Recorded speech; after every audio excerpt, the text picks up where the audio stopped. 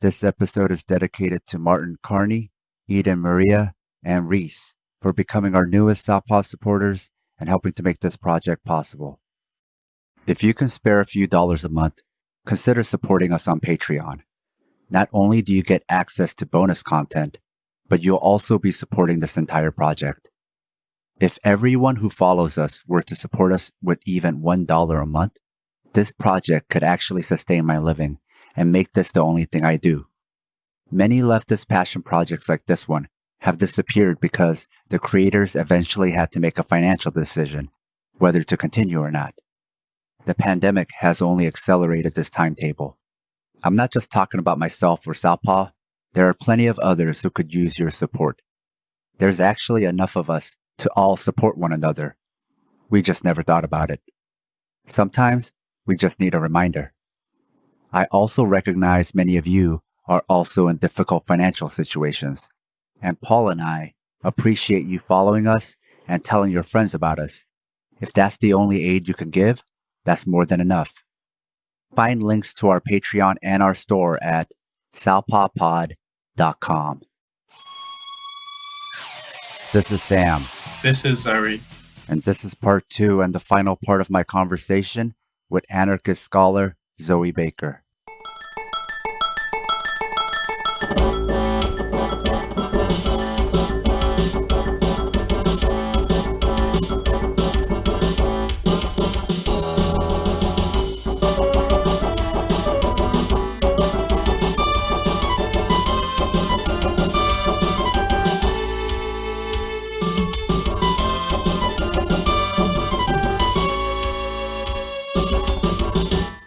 This is a question that comes up a lot, and you've already touched upon some of this, but is Marxism compatible with anarchism?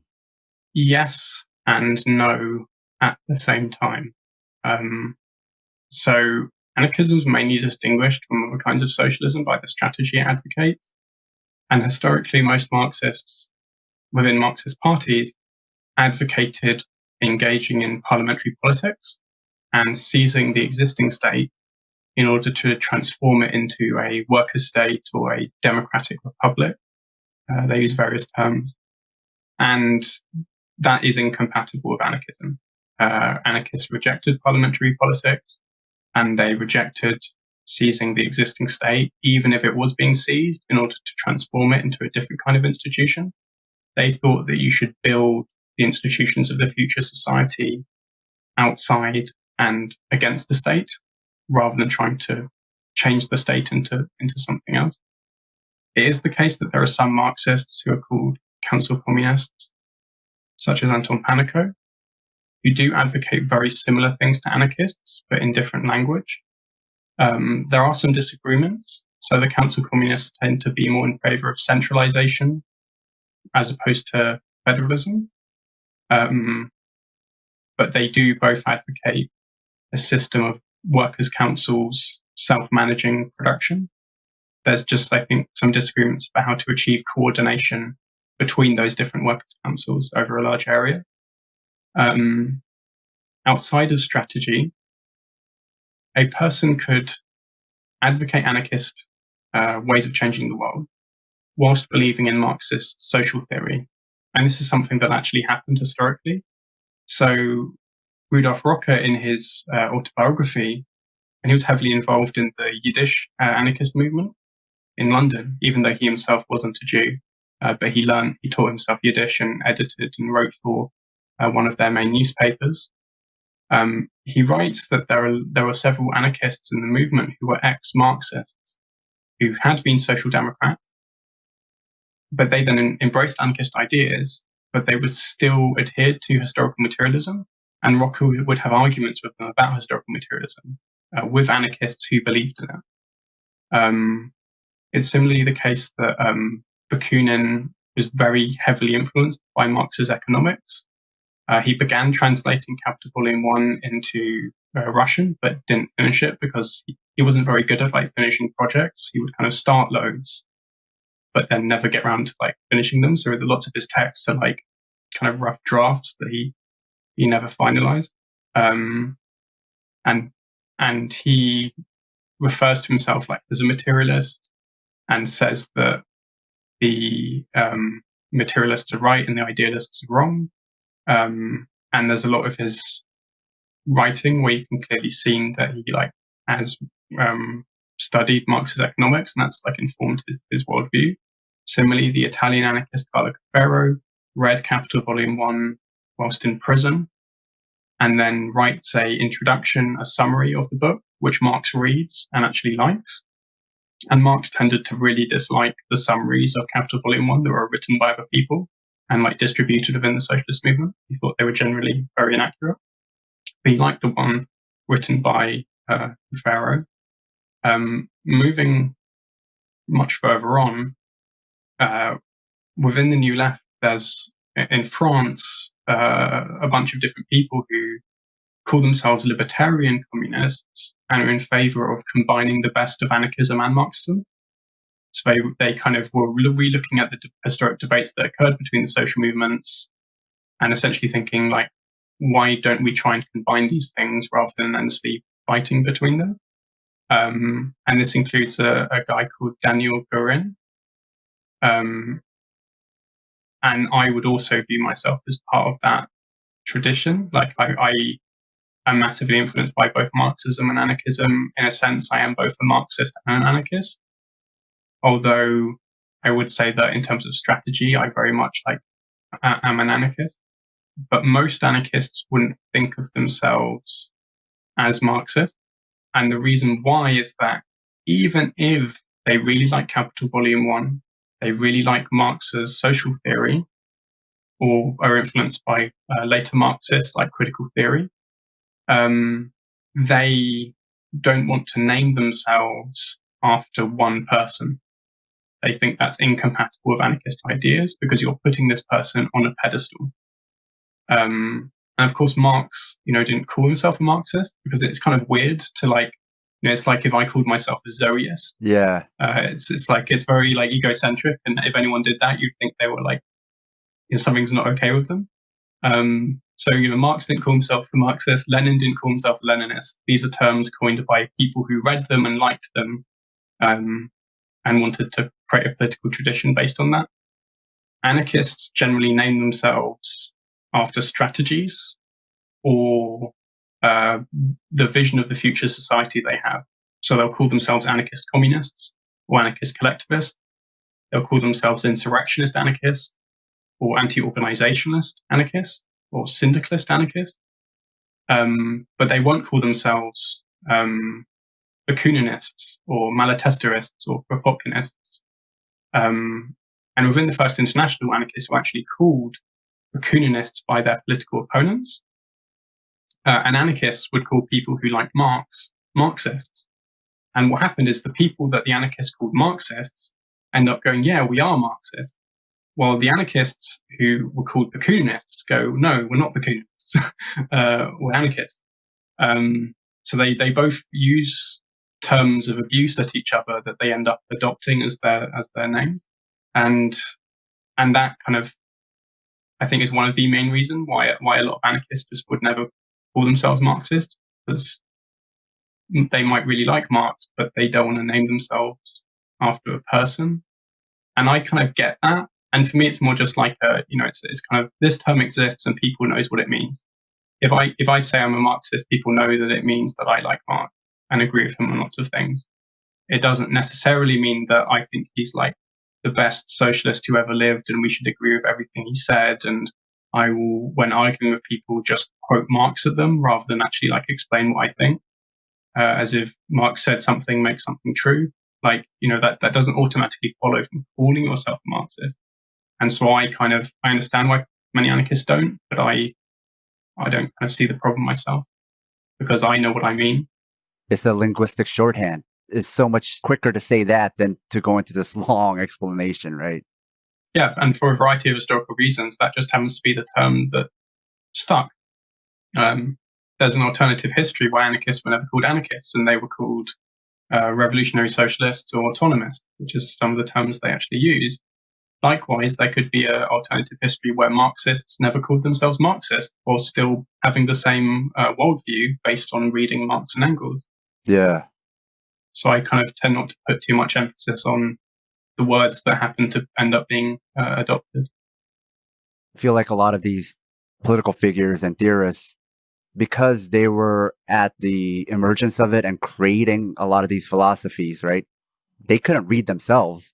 So they read other philosophies. And I think socialists who also have some training in reading other types of philosophies can kind of like you step back and think of it from an objective standpoint of, I understand these terms just either shorthand or have come to mean things. So I'm going to use it in that way so we could understand one another.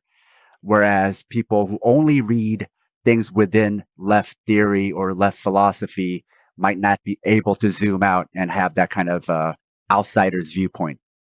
There's that proverb by Zen poet Masuo Basho: do not seek to follow in the footsteps of the wise, seek what they sought. So in this instance, do not just read the wise, read what the wise read. I say that a lot to a lot of socialists. Don't just read them, read what they also read. And I would also say, and read the people they disagreed with. Like, if you're an anarchist and you just read Bakunin or Kropotkin, you could get certain views about what Marxism is or what Marx thinks, which aren't actually true.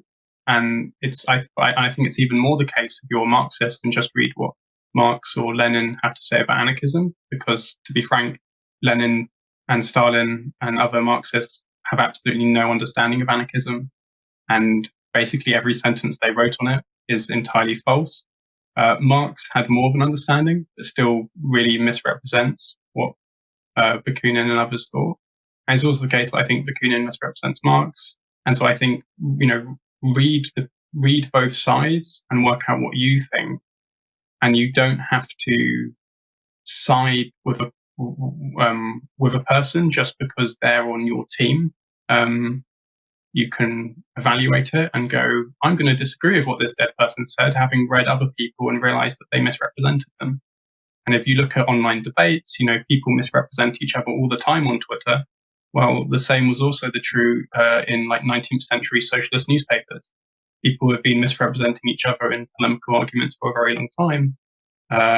And that's why, don't just read what the person you're reading read, which I definitely agree with. Also read all the different positions and figure out what you think, and you can combine elements of different people, even if those people disagreed with each other. Yes, stress test each other. Because I'm sure the anti-capitalists of the time had to read a lot of things about capitalism to critique it in the first place. Yeah, they read mainstream economics, or political economy as it was called at the time, or they read non-socialist historians in order to better understand the history of state or capitalism to critique it. Yeah, I think there's this fear of doing that, which is, to your point, then it doesn't stress test your ideas, or you're critiquing then out of ignorance. And then your critique doesn't even go that deep. You have to really know it to critique it. And I would say you can learn a lot from someone you disagree with. And someone who's wrong about some things could be right about other things.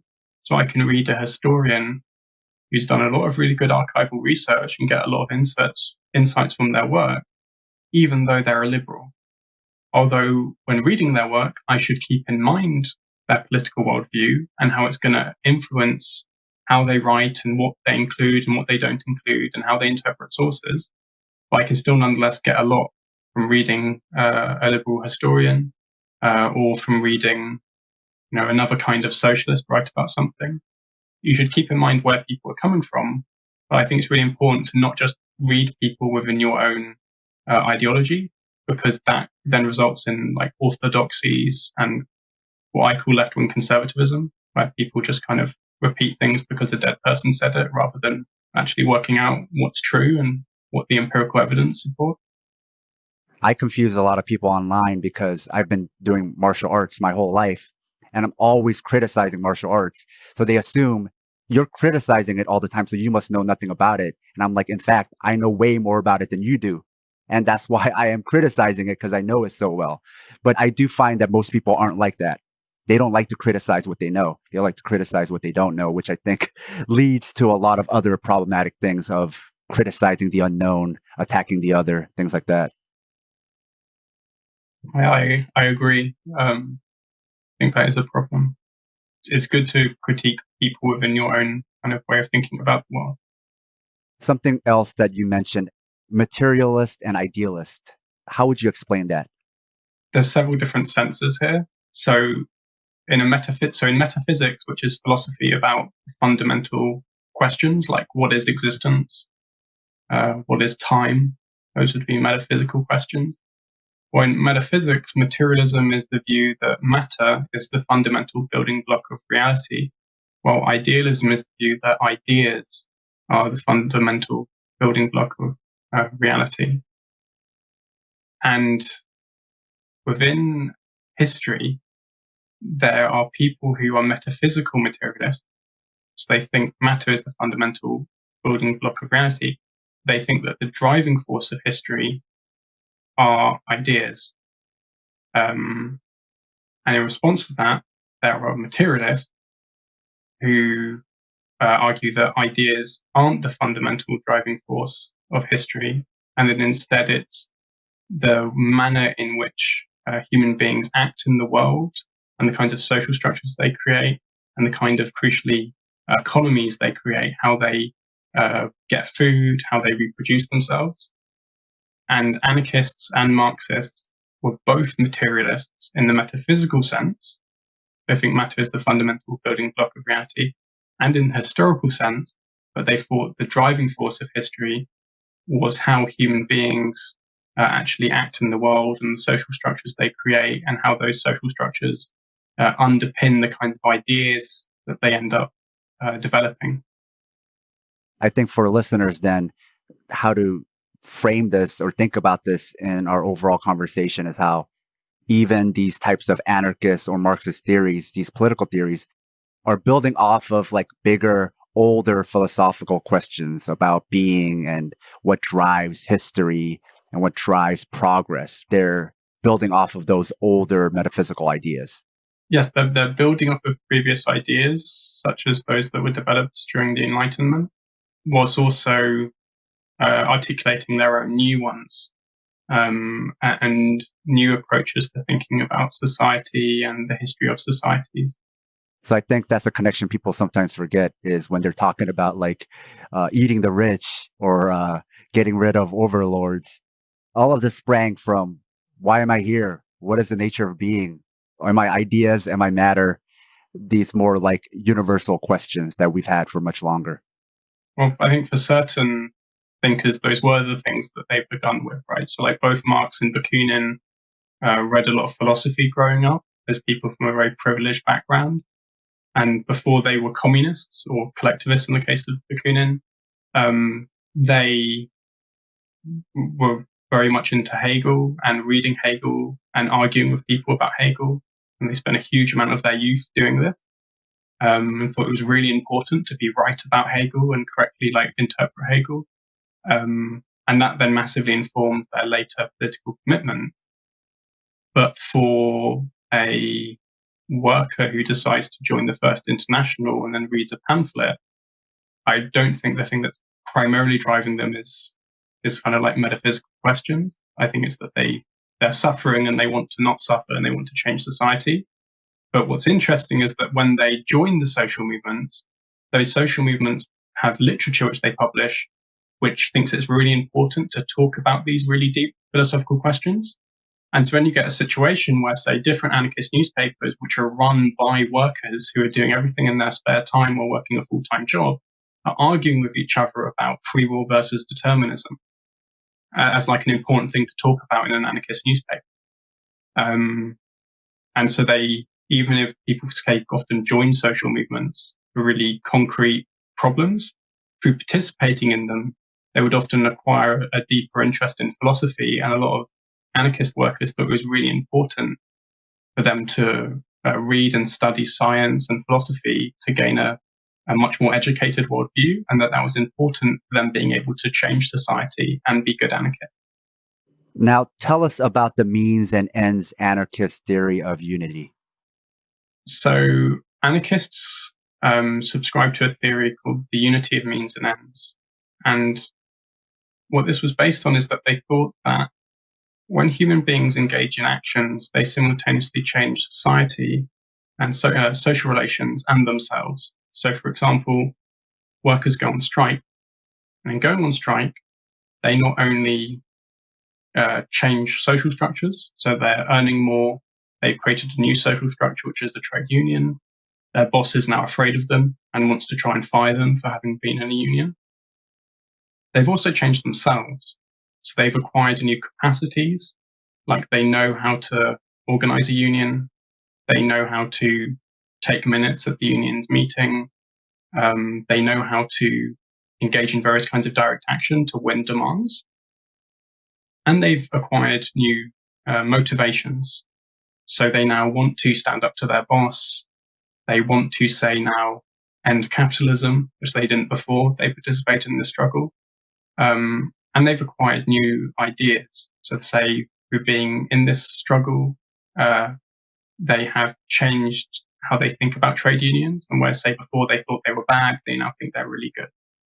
And anarchists applied this way of thinking about how social change occurs, such that if it's the case that when you engage in actions, you simultaneously change society and yourself, it follows that if you want to arrive at a particular goal, you have to engage in means that will actually transform people and social relations such that you actually achieve that goal.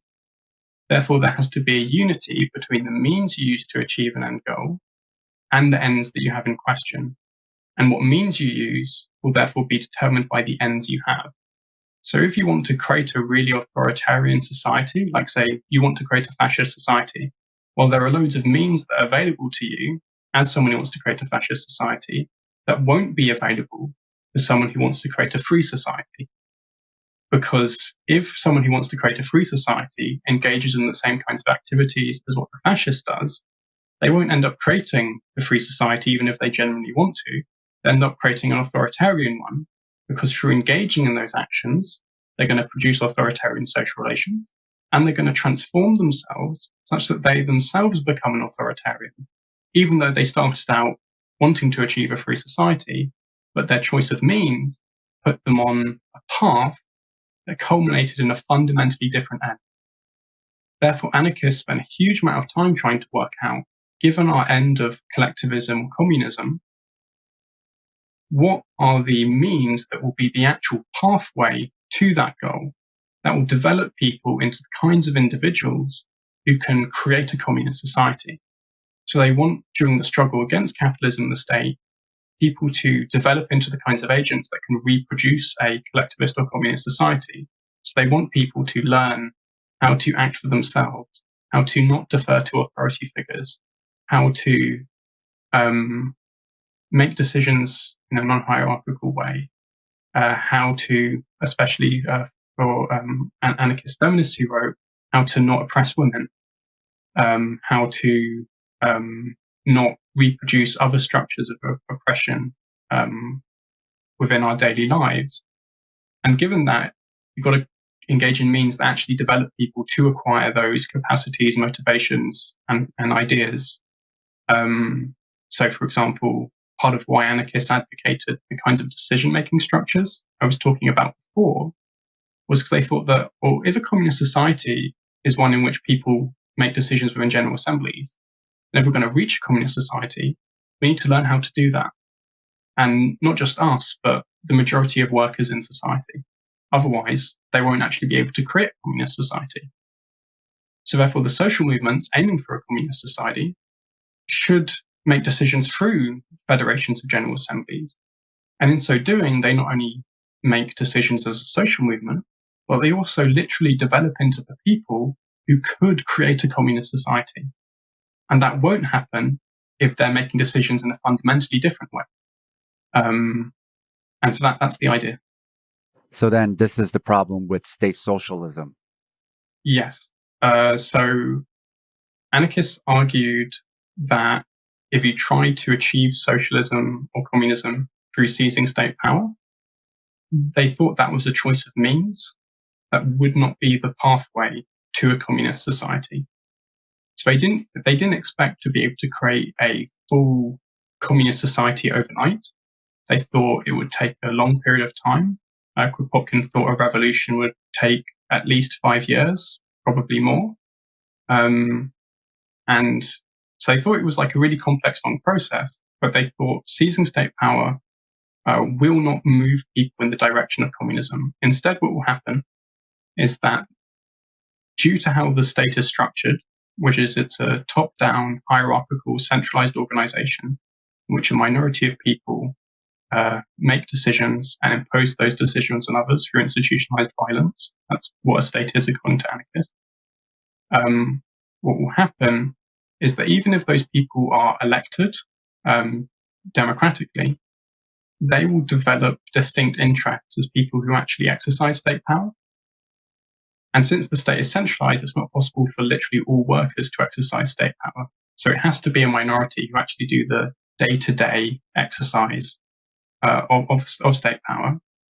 And through doing that, that activity will transform them into people who, even though they began out as sincere revolutionaries who wanted to achieve communism, they'll end up being primarily concerned with expanding their power, with reproducing it, and not giving it up. And so anarchists didn't think the state would wither away. They thought it would become self-reproducing as the group of people in charge of it become a new, distinct political ruling class with interests that are separate from the workers who elected them and who they claim to represent. And this is if the state is like a functioning representative democracy. Anarchists thought something much worse could happen, which is that a dictator would seize the state that the socialist revolution had created, and then you wouldn't even have democratically elected rulers. You would have a undemocratic dictator, and then this is what happened in the USSR, where you have kind of fake elections that aren't actually democratic, and for a significant period of time you don't even have that, which ensures that Stalin and people within his inner circle, providing he doesn't later decide to shoot them, are in power, and they are the ones who monopolize decision making. And for anarchists, this kind of shows that equity was right, that the means of using state power would transform committed socialists, which Stalin was prior to becoming a dictator. And they thought, and the reason why they thought this would happen is because they'd studied the French Revolution, which for them was the nearest revolution that occurred. And they saw what happened, where you have the terror, you have the state being used to crush other revolutionaries, and then you have Bonaparte seizing that state and setting himself up as a dictator. And they thought, well, that's just going to repeat if socialists try to do it. And I would argue that they were correct in that prediction. And anarchists didn't just apply this theory to state socialism, they also applied it to themselves. So they thought, even if an anarchist decides to create something like a state or join the state, the exact same thing will happen. So they're not thinking if we just have people with the right ideas and power, things will work out. They think that the very process of exercising power is a choice of means that will transform people, irrespective of their intentions, their worldview, what books they've read, into someone who is concerned with reproducing and expanding their power, rather than creating a situation where that power is no longer the case and you're moving towards a communist society. Something that is not covered much is anarchist anti-imperialism. As a Korean person who was anti-imperialist before I was anything else, this is a topic of great interest for me. Can you give us the history of anarchist anti-imperialism and how anarchists approach anti-imperialism? So this is a very big topic. You could not only write one book on this, you could write a huge number of books on it. So I'm going to just try to cover lots of ground quickly, giving a few illustrative examples that are in no way exhaustive. So anarchists were committed to internationalism in the sense that they advocated universal human emancipation, irrespective of what nationality or color a person was, and thought that the power of capitalism in the state could only be overcome through the combined effort of the international working class acting in support of one another. So Malatesta writes that anarchists view the whole world as our homeland, all humanity as our brothers and sisters.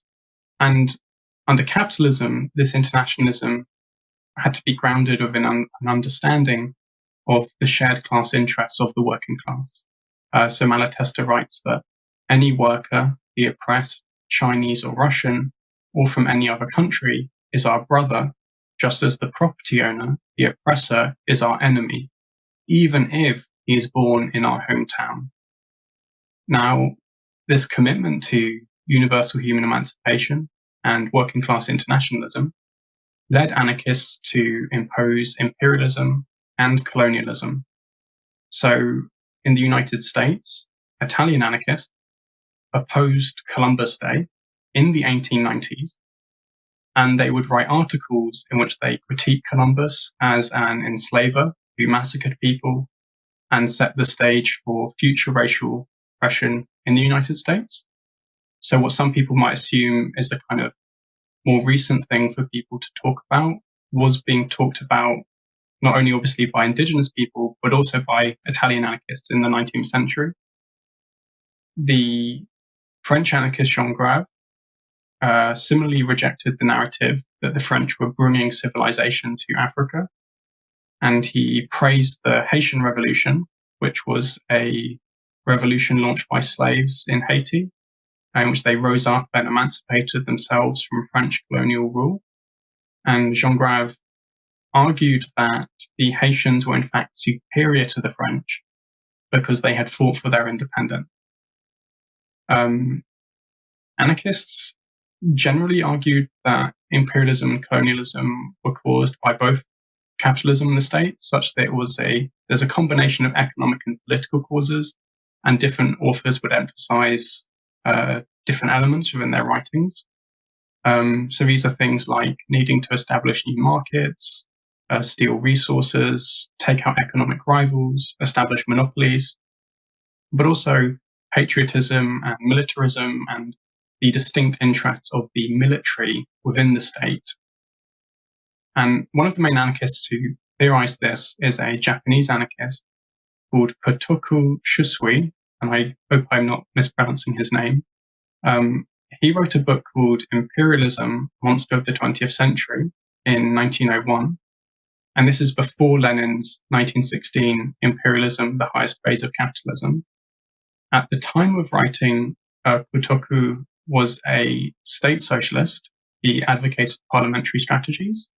But by 1905, he's adopted anarchism and embraced direct action tactics because he realized they were much more effective than we'd previously been doing. Now, in Kotaku's book, he develops a model for thinking about both European and Japanese imperialism. And this is really important because Lenin's later theory of imperialism can't actually be used to explain Japanese imperialism in the early 20th century, because Lenin argues that imperialism develops out of monopoly capitalism, and in particular finance capital. But this hasn't properly emerged in Japan when Kotoku was writing at the dawn of the 20th century. Kotoku defines imperialism in terms of territorial expansion, where a state creates an empire through using military force or diplomacy backed by military force to expand their territory and get a new piece of land. And he talks about lots of different causes of it. And the one I'll briefly talk about is patriotism, which I think is still very relevant today. So he argues that because of patriotism, people come to identify with their local nation state, and it becomes a core part of their identity that they're a member of that nation state. And they come to identify with the ruling class who controls that state, such that they should serve that ruling class, and in so doing, in some way, expanding their own interests. So, for example, a Japanese person will be socialized to be loyal to the Emperor of Japan, or a British person to Queen Victoria, and they will come to view people who belong to different countries as enemies who they must fear and hate, and they must make sacrifices for the ruling class in order to advance the interests of the nation. And this then results in Japanese soldiers who will fight to conquer land and resources for Japan as a nation, even though the people who are actually benefiting from this territorial expansion aren't the majority of Japanese people who are being exploited by the ruling class, but the ruling minority at the top of the state and capitalists are the ones who are actually benefiting from this imperialism. But due to patriotism, workers learn they misidentify their interests, and that they identify so strongly with the nation state and the ruling class that controls it, that they think that in conquering this land, they're advancing their own interests because of the nation state they belong to, when actually they're not. And Kotoku thinks that in the absence of this patriotism, among other factors, nation states wouldn't be able to successfully pursue imperialist projects. Because to do that, they need the support of the population, who won't, say, rise up in insurrection when they try to invade another country. And what patriotism ensures is that there are lots of people who are willing to fight and die for the nation state, or if they're conscripted, they won't refuse to follow orders. They will, sacrifice themselves for the nation. And that those who disagree and oppose the war will be attacked by other people as traitors who don't love their country. And this is obviously still a huge problem today, right? Where people, if you try to, say, critique the British Empire historically, or the invasion of Iraq and Afghanistan, and of course the long and complex history of American imperialism, people will say, oh, you just hate England, or you just hate the United States, because they're unable to distinguish between the people who live in a particular country and the state that rules them. And they've learned to identify with the state who rules them to such an extent that any attack on the violence of that state is taken to be an attack on this abstract entity called the nation. And I think that's a kind of really interesting insight from Kotoku. Moving on to national liberation movements. So anarchists generally supported national liberation movements, which sought to achieve independence from imperial or colonial rule. And they did so while arguing that, given their critique of state socialism, given the unity of means and ends, it follows that these national liberation movements can only actually achieve liberation from both external and internal oppressors through an anarchist social revolution. So it's kind of like, yes, we support you rising up against this terrible empire, but if you want to genuinely achieve this emancipation, which is why you've risen up, and that's really amazing, you should not seize state power. You should not establish a new ruling class that will develop new interests and then come to oppress you in a similar way to how you were previously oppressed by a foreign imperial power. So to give a few examples of anarchist support for national liberation movements, Malatesta traveled to Egypt in 1882 in order to fight against the British Empire, which had recently invaded the country. He was unfortunately captured by the British before he could participate in any combat, but it still highlights his level of dedication to anti-imperialism, that he heard about this happening and immediately went, I have to go fight the British Empire, even though it's just me and a few anarchist friends. Like we are willing to lay down our lives for the cause of universal human emancipation, even though, we're from Italy, we're not from Egypt, because they were internationalists. In 1895, Italy invaded Eritrea and Ethiopia, which at the time was called Abyssinia, and Cuba rose up in order to gain independence from the Spanish Empire. Now, in response to this, the Italian anarchist paper, La Question Sociale, which Malatesta would go on to edit, but at the time didn't, it means the social question. And they published an article in which they wrote the following: we know that our patria, which means like homeland or country, is not the land where we were born, but that for us it is the highest concept and no more limited than the entire universe. We know that we ourselves give absolute solidarity to the oppressed of Italy, to those of Abyssinia, of Armenia, as with the glorious insurgents of Cuba and the strong and courageous exiles of faraway Siberia, that finally we, without distinction of colour, race, language, or custom, share affection and adoration for all the oppressed of humanity. And they not only wrote about it, but several Italian anarchists actually took up arms, they traveled to Cuba, and they fought against the Spanish Empire. Although it should be noted that some Cuban anarchists kind of rejected this and didn't think anarchists should participate in it because it was kind of a bourgeois, like capitalist thing and wasn't a genuinely working class like insurrection towards communism. But other Cuban anarchists disagreed with them. The Italian anarchist Antonio Canovas del Castillo, he actually went and assassinated the Spanish Prime Minister in 1897, not only because he brutally tortured Spanish anarchists, but also because of the violent repression of the independence movements in Cuba and the Philippines, which I think again shows like dedicated support of national liberation struggle, even if some people might not think it was tactically advisable to assassinate the Spanish Prime Minister because of how it doesn't achieve long-term social change, but does lead to a huge amount of state repression towards the anarchist movement. Malatesta actually travels to Cuba while the War for Independence is going on, and America's becoming involved. And he gives a series of talks on anarchism, and there's some, I think, very illustrative points he makes about how anarchists think about this. So he says that anarchists, being the enemies of all governments and claiming the right to live and grow in total freedom for all ethnic and social groups, as well as for every individual, must necessarily oppose any actual government and side with any people that fights for their freedom. He then goes on to say that it would be very sad if so much heroism and sacrifice only resulted in a change of masters, as has happened in other countries, including Italy, where the people, having shed its blood for national independence and momentarily enjoyed the thrill of victory, soon realized that domestic tyrants were as wicked as foreign ones.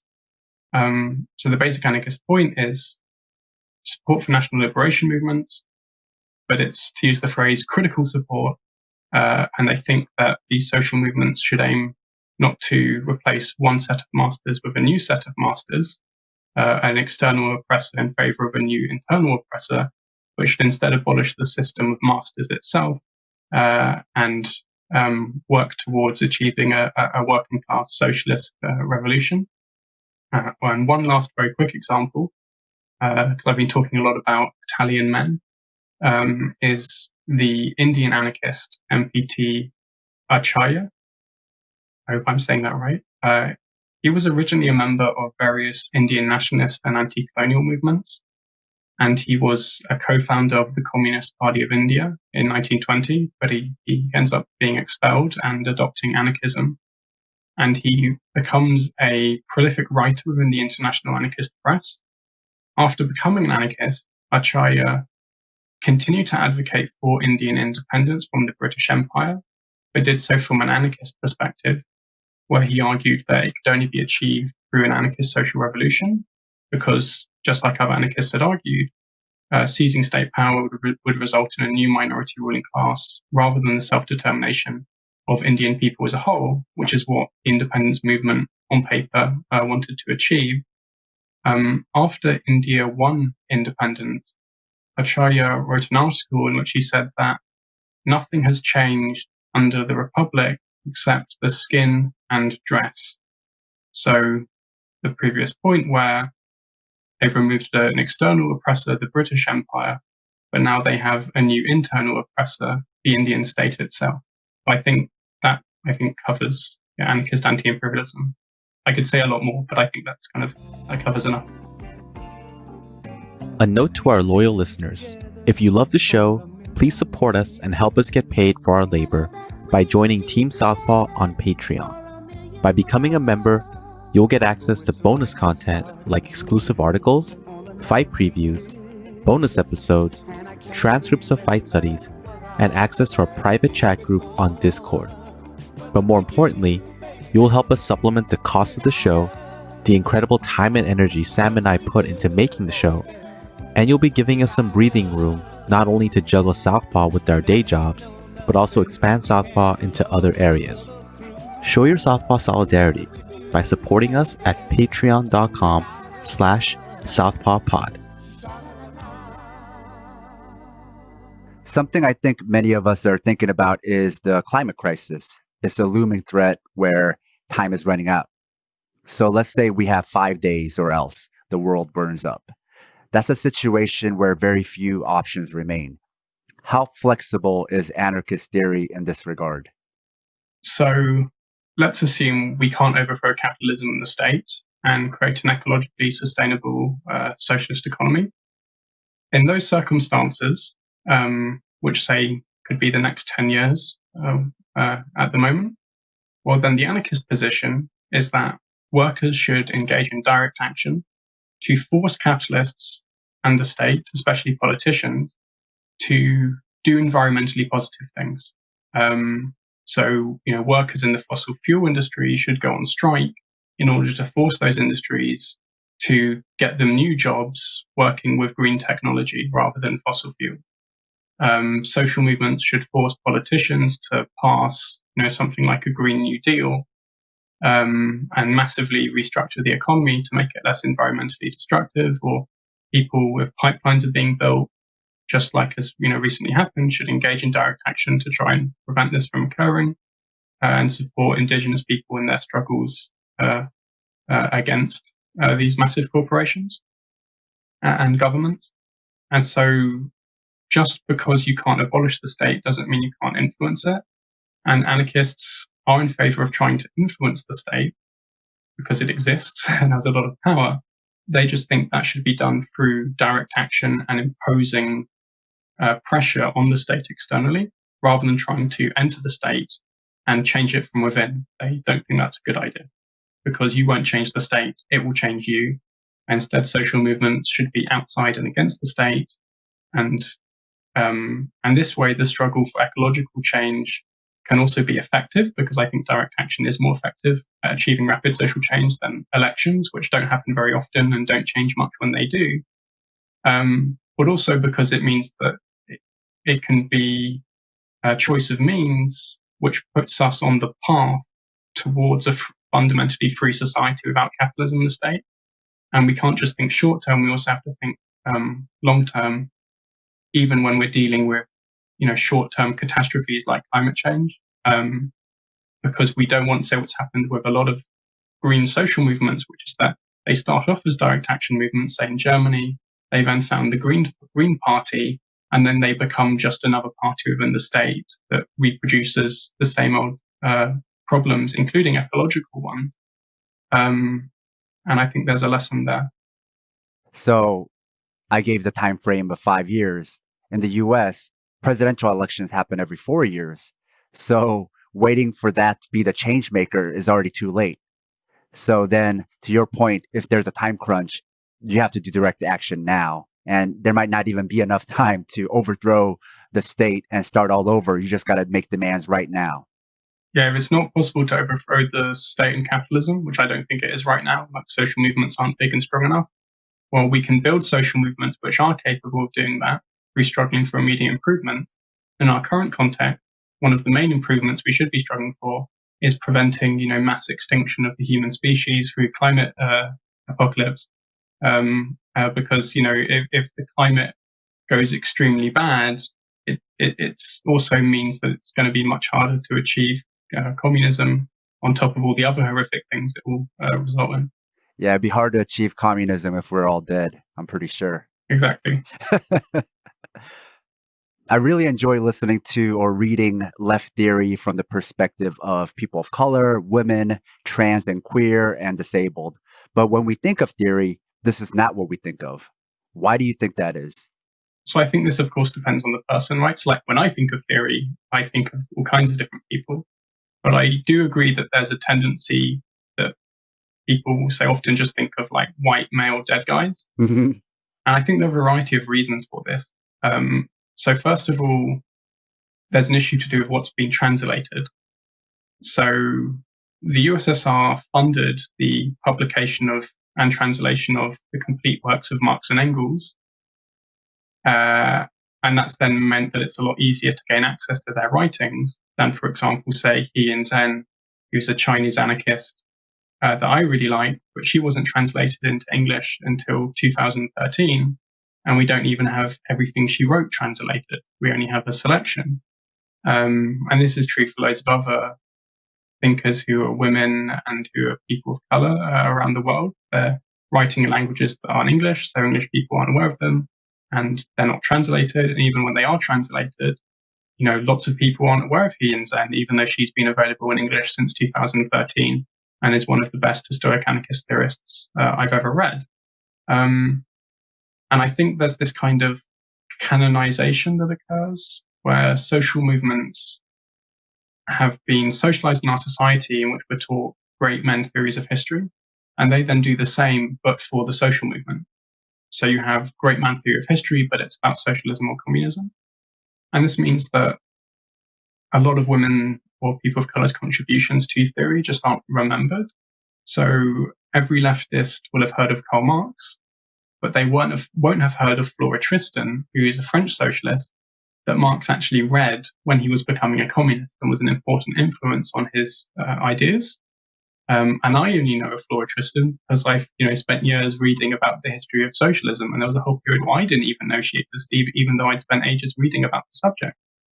And I think that people will often be aware of like a small selection. So like people will know Frantz Fanon, or they will know of Emma Goldman. But there's so many other people like He and Zen, or Kotoko Shusui, who I mentioned previously, or MPT Acharya, that they just won't be aware of. And I think it's important that we kind of change that and change how we think about and construct the history of our social movements, and try to there are two extremes, right? Like we don't want to ignore what all the dead white guys with beards have to say. They have a lot of really interesting, worthwhile things to say. I think it's really important to read Marx and Bakunin and Malatesta. But it's also the case that we should read all these other, both alive and dead people who aren't men and who aren't white, and that should be as much a part of our left-wing education as reading the kind of classic text. Although it should be pointed out that Marx was Jewish, so in certain respects he wasn't strictly speaking white, but yeah. Along with that idea of reading other types of theorists, I've seen that concept shut down for the sake of building mass solidarity. Don't overcomplicate it with all these other ideas, or maybe it's just like class reductionism. It's just about working class. We don't need to input all those other concepts. But do you think this is counterproductive? Yes, right. So like, if you think about things internationally, half of the people in the world, say generally speaking, are women, and there's obviously even loads of like non-binary people as well. And so there's a huge audience that you need to speak to. You have issues you need to speak to, and you won't do that if you don't talk about their oppression. Likewise, there are obviously a huge number of different groups of people of color around the world, which again have distinct experiences of oppression that we need to speak to. So even from a kind of purely like we need to build a mass movement perspective, ignoring all other concerns, I still don't think it makes sense, because if your movement doesn't talk about women's oppression, well, lots of women won't join, or if they do join, they'll leave. Likewise with racism. And ignoring that, we're meant to be about emancipation. The reason why we're socialists is because we want a free society in which everyone can develop themselves. Well, if you want a free society in which everyone can develop themselves, then you have to not only oppose class oppression, but also sexism and racism and so on. And this was also, even the case within the historic socialist movement. So Marx wrote the preface to the program of the French Socialist Party in, I believe, 1880, in which he includes within the preface an explicit opposition to women's oppression and an explicit opposition to racism. And that was part of the program of this very early Socialist Party, written by Marx himself. So even if you want to kind of appeal to class politics and appeal to what the dead men with beards have to say, well, they'll disagree with you that we should only focus on class. And they thought that gender and racist oppression were also really important, although they didn't write as much about it. Marx was focused on writing about capitalism, and we have to kind of add new insights. to the insights he had about capitalism, and I think he would agree with that. So yeah, I kind of really reject the whole idea that it's counterproductive, both on a practical ground and on the kind of theoretical one, that we should advocate universal human emancipation, just like workers in the 19th century did, like the anarchists I was talking about previously. And these were people who, never went to university. They were self-taught. They taught themselves how to read while working a full-time job. And this is before the 8-hour day. So, they're working, say, 12 to 14 hours a day, and then in their spare time, teaching themselves how to read at an anarchist school so they can educate themselves and emancipate themselves. And, if they could do that, what's our excuse to, read feminist theory when I was taught to read as a child and haven't had to work, 12 to 15 hours a day in a factory. And the same is true for a lot of other people, even if, of course, that I understand they're tired from work, but you can still read a few articles, right? Like, just as they did. And we've got podcasts now, which they didn't. Although they did have their own version of podcasts. You would kind of hang out, and what the worker who could read, because most of them couldn't, would read the paper out to everyone else, and then they would have a discussion of it. So they had their own version of podcast. This oral tradition. Yes. But alienating people is not good for building mass solidarity. Agreed. So building upon this, identity politics has become a pejorative in certain parts of the left. But much like communism, do you think the history of identity politics and its intent is also misunderstood? So what a lot of people aren't aware of is that one of the earliest, if not the earliest, usages of the term identity politics is the Combahee River Collective Statement, which is written in 1977 by a group of black women who were socialists, most of whom are lesbians, as far as I recall. And within that statement, they say the following. They say that focusing upon our own oppression is embodied in the concept of identity politics. We believe that the most profound and potentially most radical politics come directly out of our own identity. So what they were saying is that, yes, we're against capitalism, yes, we're against imperialism, but as black women, or black women who are lesbians, we have distinct experiences of oppression, which interlock with other systems of oppression like capitalism, and that we can develop a radical politic by contemplating on our life experiences and on our social position as a member of this identity group. And that's what identity politics originally was. What happened is that over time it ended up becoming a kind of pejorative for ignoring class politics, even though it was originally developed by black socialists who explicitly talk about why capitalism should be overthrown in the statement, which uses the term identity politics. But people just aren't aware of that. And it tends to be used to critique what I call vulgar identity politics, which is essentially like, if we have women in power, they will be great and they will deal with lots of social problems. And that can be critiqued and rejected without rejecting identity politics as a whole. And instead what happens is people conflate this vulgar bad identity politics, which is about, tokenistic changes or important reforms, but which don't get at the root of social problems, right? So like, it's a situation where, yay, we might have gender neutral bathrooms, but we're still being exploited by our boss who uses the correct pronouns. And I would argue you can use a kind of identity politics that's grounded in class politics to critique that vulgar identity politics while not falling into a situation where you ignore the importance on drawing on your social position as someone who experiences multiple different kinds of oppression to inform how you think about social change and what that social change looks like. What about feminism on the left? How has it been received over time? So what feminism means in the 19th century to a lot of leftists is the suffragettes. So a social movement that aims to achieve the vote for women. And you'll read, say, anarchists critique feminism, and you could get the wrong idea and think it means they're against women's emancipation. They're not. They're against trying to achieve the vote as a way to achieve social change, be it men or women trying to achieve it. But they did support women's emancipation, even if they didn't call it feminism. So lots of anarchist male writers have sections where they talk about women's emancipation, including domestic labor. So Kropotkin writes in The Conquest of Bread how if a social revolution just abolishes capitalism in the state, but doesn't abolish women's oppression within the home, then there'll need to be another revolution that emancipates women, that it won't be a full revolution unless that happens. And there were also lots of anarchist women who wrote about women's oppression and how it should be abolished.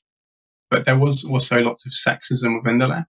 And you can have a situation where male anarchists would be like, yeah, I support women's emancipation, but obviously women should still look after kids and do all the housework. Or I support women's emancipation, but it's still the case that, women should have a husband. They shouldn't kind of live by themselves, or that we should wait till after the revolution to achieve women's emancipation, and we don't have to change our behavior in the here and now. But there were also lots of women arguing against this and organizing around it and creating newspapers where they would critique sexism within the movement. And there were likewise anarchist men who supported them in those endeavors. So it's both very depressing in the sense there was a lot of sexism, including sexual violence, within the historic socialist movement, just like today. But it's also very inspiring because there's lots of people, men and women, who are trying to further the cause of women's emancipation and doing so, in the 19th century, in a society that was much more sexist than our own. It's hard to do it in our society, and it was, I think, much harder in theirs because of how much more entrenched it was, because there hadn't yet been such significant changes in consciousness through different successive feminist movements. So what framework do you use to approach feminism? So the idea of women's emancipation is a kind of long history, but the term feminism and a social movement calling itself feminist doesn't really emerge till the 19th century, although it does develop out of previous ideas within the radical Enlightenment, which is the wing of the Enlightenment that are like super cool, and so a lot of socialism develops out of. And this includes people like Mary Wollstonecraft, who argues for women's emancipation in the 18th century. But it's very difficult to define feminism because it just includes so many different movements who all call themselves feminists but have very different politics. So I would argue that feminism has two main components. So there's a descriptive component, claim about how the world is, which is that women are uniquely oppressed in some sense. And then there's a normative component, which is a claim about how the world should be, which is that women should be emancipated from this oppression. Then you get different kinds of feminism that emerge depending upon how they conceptualize the nature of women's oppression, what they think women's emancipation is, and how they think women's emancipation can or should be achieved. So there are feminists who mainly just focus on gender and patriarchy, and then there are feminists who think that women's oppression has to be understood in terms of how it relates to capitalism or how it relates to racism. And so you then get, say, Marxist feminists, you get intersectional feminists, you get radical feminists, and they're all feminists, but they all kind of have different models on how women's oppression should be understood. And then they also have different views on how to achieve it. So a lot of liberal feminists will focus on changes to the law, electing women into positions of power, creating charities and NGOs to try and achieve some kind of reform, having more women CEOs, and that'll be their focus. Or there'll be lots of socialist and anti-capitalist feminists where their focus is on organizing women within socialist movement in order to combat both their oppression as women and their oppression as workers simultaneously. And that's the kind of feminist I am. I think we have to have working class social movements which aim to achieve the overthrow of capitalism in the state in favor of libertarian communism, but that those social movements should also aim to abolish all systems of oppression, and that includes, therefore, women's emancipation, and therefore they should also focus on achieving that, such as, say, if the state tries to take away abortion rights, or even if it doesn't even have abortion rights yet, that should be a main thing to organize direct action around. And it is interestingly the case that historically anarchists in Germany in the Weimar Republic in the 1920s would organize around abortion. They would give talks educating women about it. They would train people in how to do abortions and actually do illegal abortions. So they didn't just try to campaign for a change in the law, but they also actively engaged in illegal activity to meet women's needs for abortion. And several anarchists were actually imprisoned for doing this because it was legal to do so. And I think that's kind of something that continues to inspire me in terms of how to fight for women's emancipation, but doing so through direct action, doing so in a way where it's not about changing rulers. So we have women dominating us instead of men. Instead, we want a situation where no one's dominating us in the kind of oppressive sense, and we are instead self-determining our lives in every aspect of it, not just in the workplace, but also at home, not just in a general assembly, but also with our romantic partners or with our friends. Something I've heard you discuss in other interviews related to the means and ends theory of unity is how reactionary cultures we come from can reproduce in leftist circles, like an endless feedback loop. We've seen this with misogyny or racism or transphobia, and from my observation of American leftists, American exceptionalism shows up in US leftist circles, along with a US bias that rarely thinks about imperialism, let alone colonialism. So can you unpack this concept of reproduction for us? So to think about this, you have to think about what social structures are.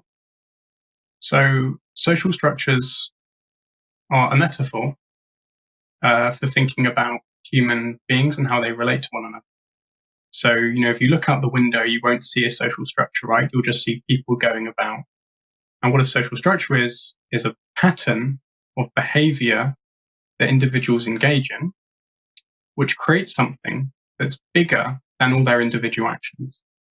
And that bigger thing they create then in turn determines the kinds of actions they can engage in and the kinds of actions they do in fact engage in. So it both enables them to act in certain ways and also prevents them from acting in other ways. So for example, we have a social structure in our society, which is marriage. And that social structure both enables you to do things like you can get married, you can get a divorce, you can plan your wedding. But it also prevents you from engaging in certain kinds of other things. So for example, there are societies in which it was unacceptable to have a sexual relationship outside of marriage, and there were huge social costs to doing so due to the way in which the social structure enables people to do certain kinds of things and actively discourages or prevents them from doing other things. And this results in the social structure reproducing itself because people are born and they engage in certain kinds of activity and they're taught certain things, and they're actively put in a situation where they're taught marriage is how you become happy. Well, who doesn't want to be happy? Therefore, I need to go get married, and that's how I'll achieve bliss in my life. And then people who reject that, who say are gay and or queer in some sense and reject this dominant culture, they're massively ostracized and have huge social costs for doing so. So something Malatesta says is he says, between man and his social environment, there is reciprocal action. Men make society what it is, and society makes men what they are. And the result is therefore a kind of vicious circle. To transform society, men must be changed, and to transform men, society must be changed. And I think this is the big problem that the left has, right? Like we're trying to change society, but we're part of a society, and our society is really messed up. And that means that then our social movements are also really messed up because we've internalized all these, awful ideas. But I think there is a way out of this vicious circle, which is what Marx called revolutionary praxis. Malatesta doesn't use that term, but he advocates the exact same idea, which is that there's the coincidence of the changing of circumstances and the changing of people.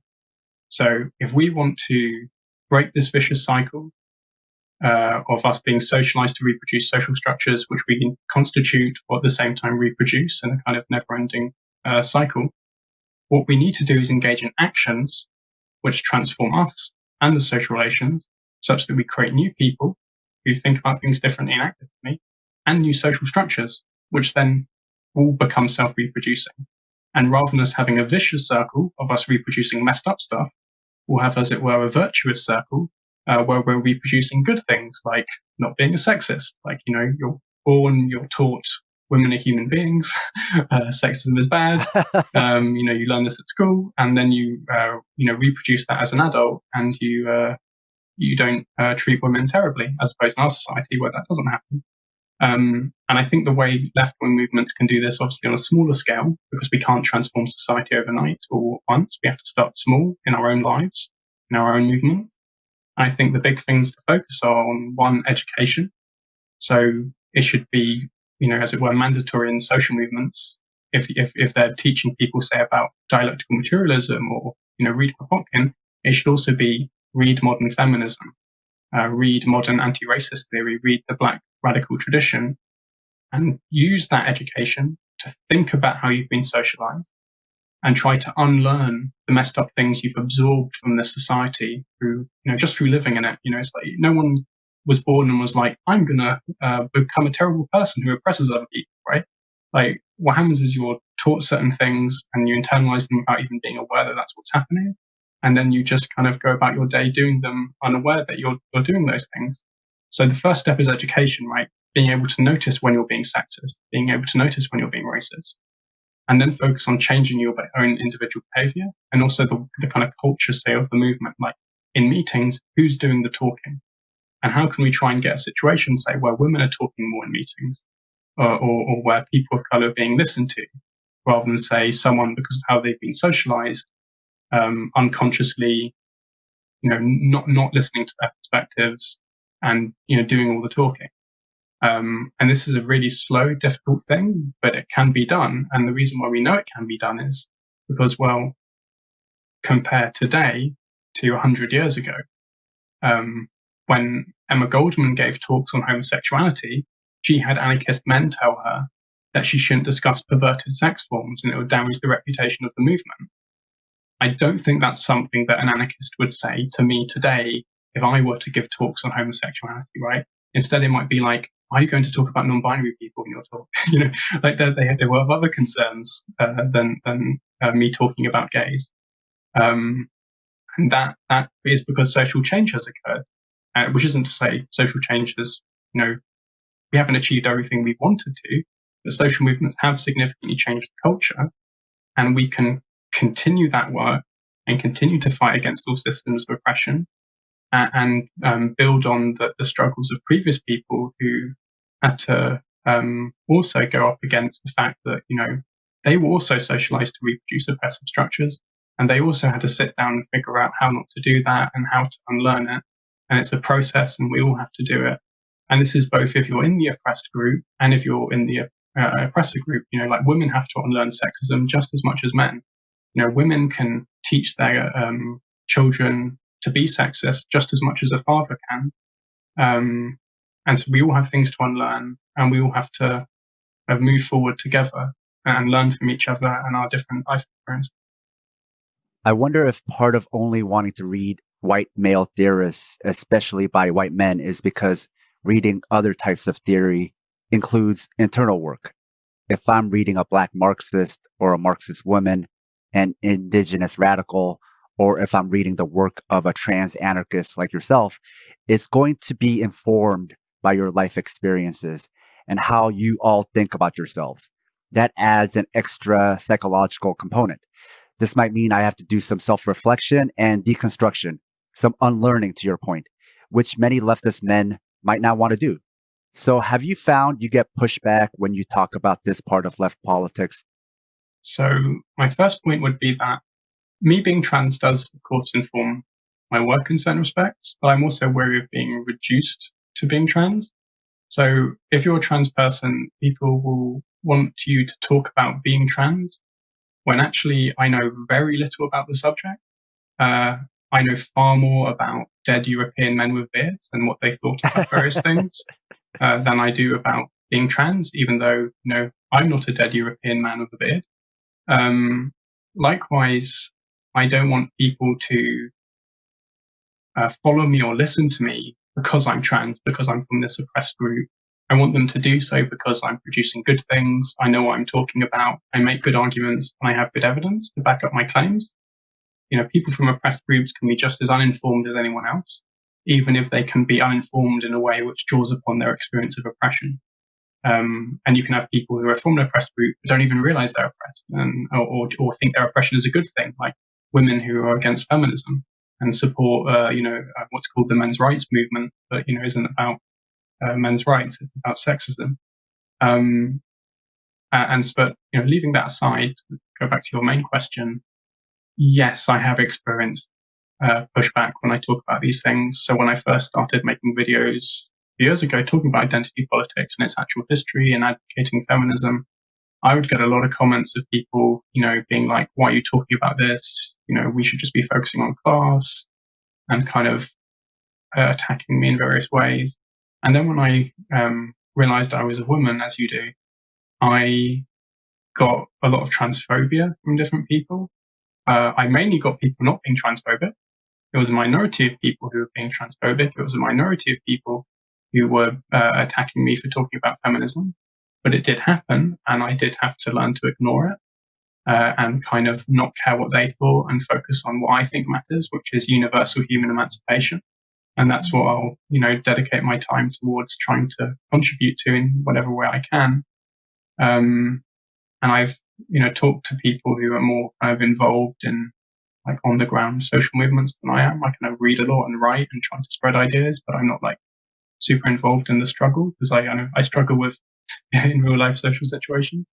But the people I've talked to who had those experiences, have lots of horror stories to tell me of people not listening to their concerns about, identity politics and women's emancipation and just wanting to focus on class, and this being kind of coupled with like sexism or racism. And that's been really sad to hear. But this was also the case in the historic left. And if anything, it was worse in the historic left. And we just have to do what previous people in the historic left did, who were actual supporters of universal human emancipation, which is keep going, keep trying to persuade people, keep trying to spread our ideas. And even if you're just changing one person's life or a few people's, that's still a huge amount of significance, because think about how you would feel if you met someone who changed, say, how you thought about the sexism you'd internalized growing up, and that then totally changed how you lived your life. Well, if you do that to a bunch of other people, that's a little bit of change, but it can add up to a wider social change if lots of people are doing that. So focus kind of on the little victories, even if you're having to deal with a lot of pushback, because there's no choice but to go forward and keep struggling if you want to be free. Was this an observation you made right away, or is what you're telling me something that evolved over time where you were like, this is how I need to see things? So when I was a teenager, I was like an actual anti-feminist. Like I was definitely very sexist. I dismissed feminism. I'd had like a difficult childhood. And so I felt like when women were kind of complaining about things they had to deal with, it all seemed kind of nowhere near as bad as what I'd had to deal with. And so I thought it was kind of ridiculous that they were talking to me as if, I hadn't suffered when I probably suffered more than they had in various ways. So then that kind of made me listen to like anti-feminists and go down a YouTube pipeline towards extreme sexism and so on. Luckily, this was before YouTube fascism was a big thing, so I didn't get down that pipeline, thankfully. Oh, that's good. But I definitely got into anti-feminism. And then I went to university and I met feminists, and they were the nicest people I'd ever met, who actually cared about the horrific things I'd experienced as a child. And so when I started reading feminism and really focused on learning my sexism and learning how to relate with people as equals, and then the more I read, the more important I thought it was, and I kind of started defending identity politics. And then I realized I was trans, and that I hadn't been a man all along, which wasn't something I kind of. I often wonder what teenage me, who was like an anti-feminist, would think if they knew where I was going, which is that I wouldn't just become a feminist, but that I would realize I was a woman. I think my brain would kind of explode. So given like the place I was at, I have a lot of patience when talking to men who don't understand these things, because I know what it's like to be sexist. I know what it's like to be an anti-feminist, because I was one.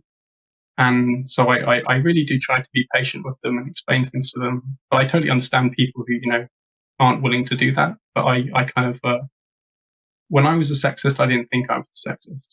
I actually thought I believed in, women's gender equality, and I would complain about sexism while being sexist.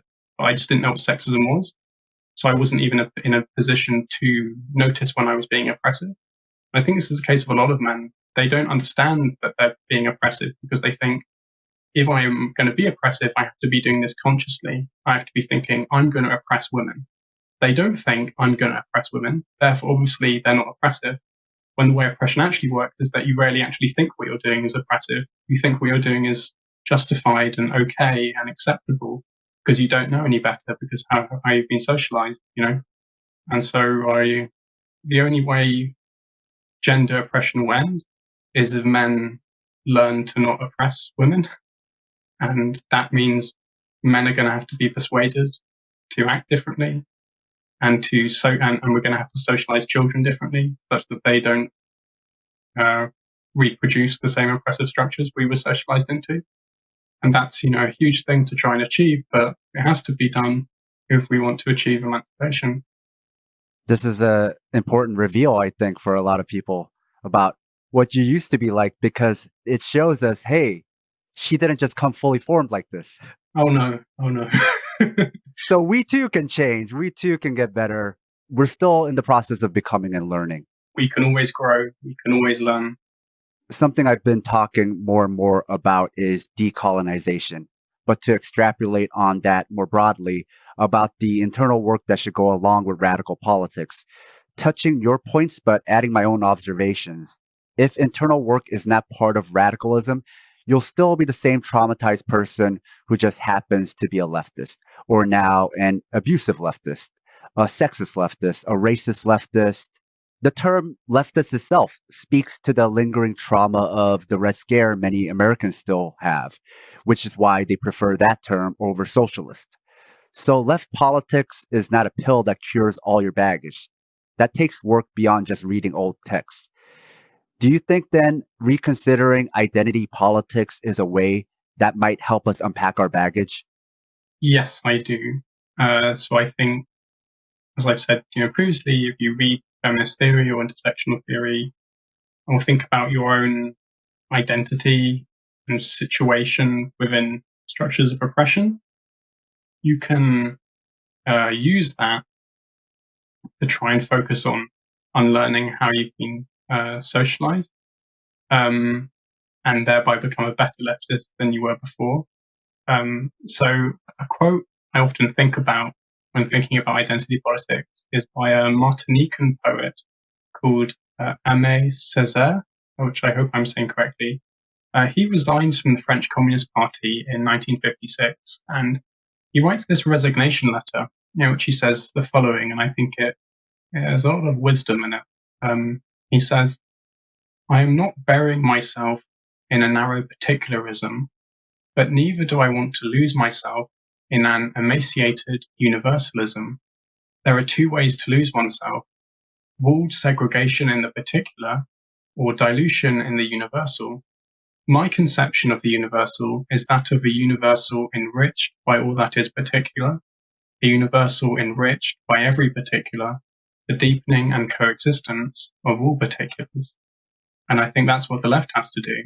We have to have a leftism that is enriched by all our different perspectives and life experiences and the kind of oppression we've experienced in our lives, and use that to develop a way of thinking about what kind of oppressive social structures exist, how they relate to one another to form this really massive system of terrible things we have to overthrow, and then think about how we can actually organize to do that in a way that ensures that everyone in the social movement is able to be themselves, is able to develop themselves, and is able to grow and flourish within the organization or social movement in a way that prefigures the kind of society we want to achieve.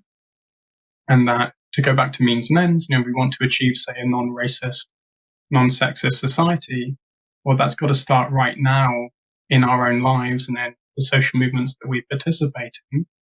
And in order to do that, we're going to have to talk and listen to each other and try and grow through those conversations. And I think, we all have things to learn. I'm constantly learning. I still have huge areas where I could be enriched by more particulars. Like, I've mainly been focusing my life on reading about anarchism. And I haven't, been spending that time, say, reading a huge amount about the Black radical tradition. And that's something, which I want to change. Now I finished my PhD and have free time. I want to sit down and educate myself. And I think I'm no different from anyone else in this respect. We all have more things to learn to make sure we have a better understanding of different systems of oppression and how we can overcome them and be good leftists. I was telling a mutual friend of ours how hearing about dates and times of what happened when and where, who said what, when, and where isn't nearly as interesting to me as seeing left politics applied in new ways, which unfortunately tends to get the most pushback. But speaking for myself and our listeners, we're definitely here for it. So thank you for sharing your knowledge with us, Zoe. Well, thanks for having me on. I enjoyed myself, and it was we covered a lot of stuff. And I hope people enjoyed this. Where can people find you, and do you have anything new in the works? So I have Twitter and a YouTube channel under the name Zoe Baker, and my old name was Anarchopac. I'm currently working on several different response videos to other left-wing YouTubers, which are kind of like friendly response videos.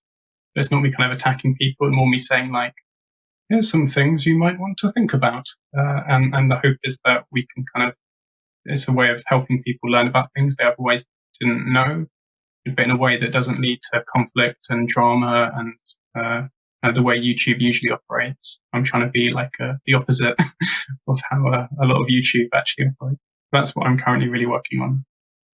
Now that's the show. If you enjoyed this episode and find this type of independent media worthwhile, please consider supporting the show on Patreon. We have a lot more episodes like this one in the works, but need your financial support to keep the show running. Even a few dollars a month goes a long way. No one does what we do, and it's all being funded by you, the listener. In return for supporting us, you'll gain access to lots of bonus content along with our private Discord chat. Even if you can't support us, there's a lot of free bonus content there as well. We also have an online store if you want to show your Southpaw solidarity by wearing our swag. You can find all pertinent links at southpawpod.com. And if you can't afford to support the show and still want to help, please leave us a 5-star review wherever you listen. This makes it easier for others to find us. And don't forget to share your favorite episodes or the podcast itself on social media. Tell your friends. Until next time, goodbye. Southpaws, hitting with the left. Southpaws. Sam. Paul. Southpaw.